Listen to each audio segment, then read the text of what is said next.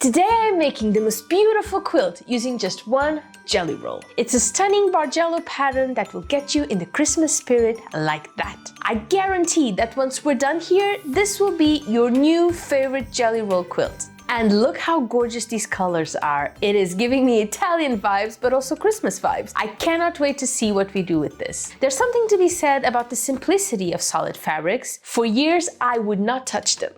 Too plain, too boring, they did nothing to help my quilts look better, and they pretty much showed up all the flaws in our sewing. But when I use these jelly rolls, I get it.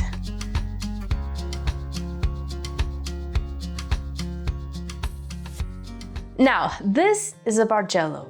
Stunning, right?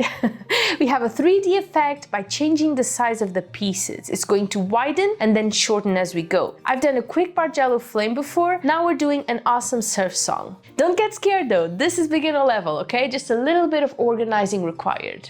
I want to scramble all our colors to make it look like Christmas lights around the tree. But you can use the exact sequence they come in. And if you want this exact jelly roll, I am putting the link in the description so you can check it out. But it goes without saying, you can cut strips from whatever fabric you want. You don't need to use a jelly roll. However, using this jelly roll just saves me so much time. Cutting fabric for me is my least favorite part about quilting. It takes time, it's boring, and you haven't even started. These are 2.5 by 41 inch strips. You can make yours in whatever size you want. And if sewing all 40 together makes it difficult for you to work with, for being such a long piece, just sew 10 at a time or 20 at a time and join them later, no problem.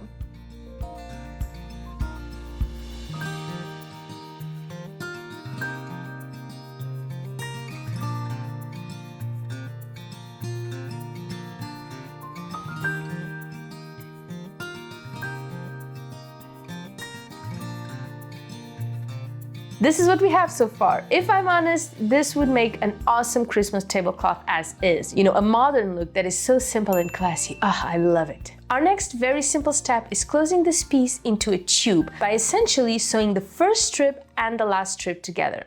Simple enough, right?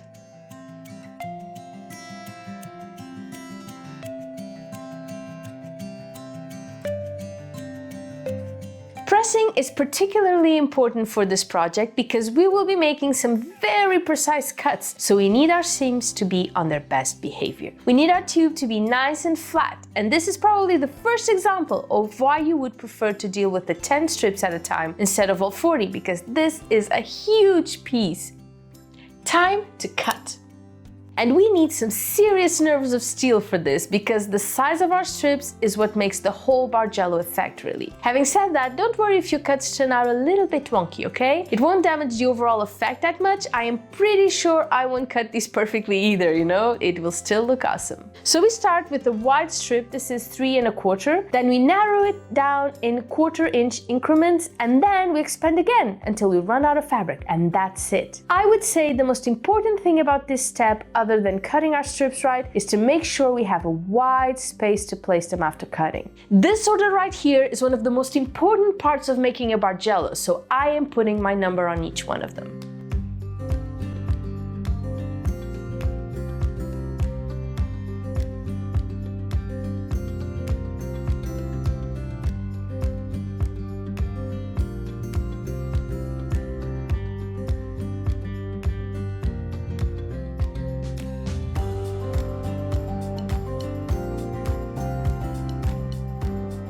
We are done with our cutting, and this truly was the hardest part of the whole project. So yay!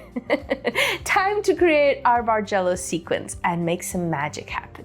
We take our first strip, look for our first color, this green square right here, and then we open the seams at the top. And that's our sequence starting.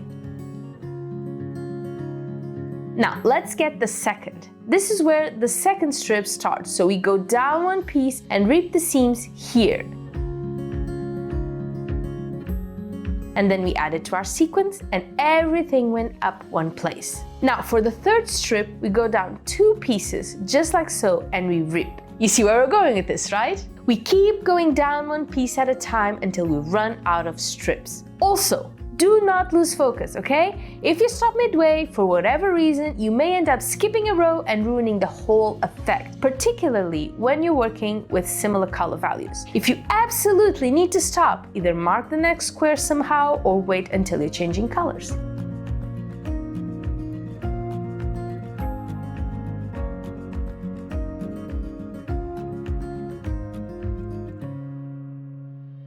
This is what we have, and it's looking pretty cute already, but guess what? It gets even better. And if you want to make a bigger piece, just add another jelly roll. Redo all the steps we've done so far and make sure your sequence continues at the exact same place your first jelly roll ended, and you're good to go. Don't you just love it when a really complicated looking quilt pattern ends up being super easy? Now this step isn't hard, but it is kind of boring. But if you want your Sims to hit the right spot, you really do need to nest your seams for all 40 squares.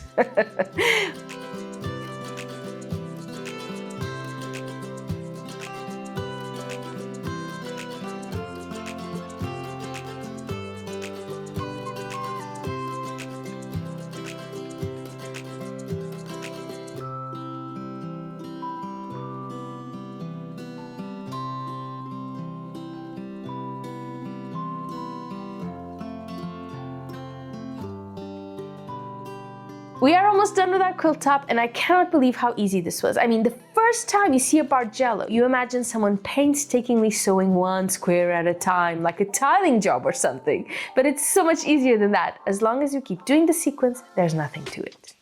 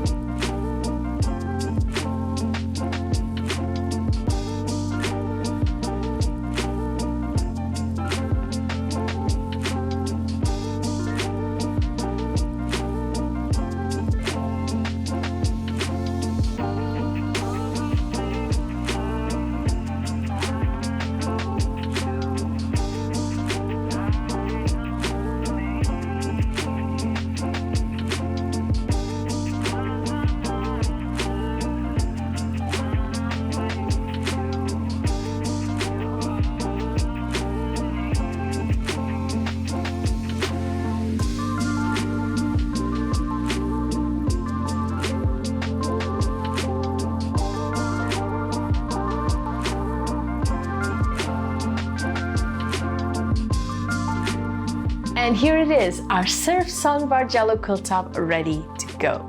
How perfect is this? We are ready for Christmas around here. Let me tell you, I am loving these colors.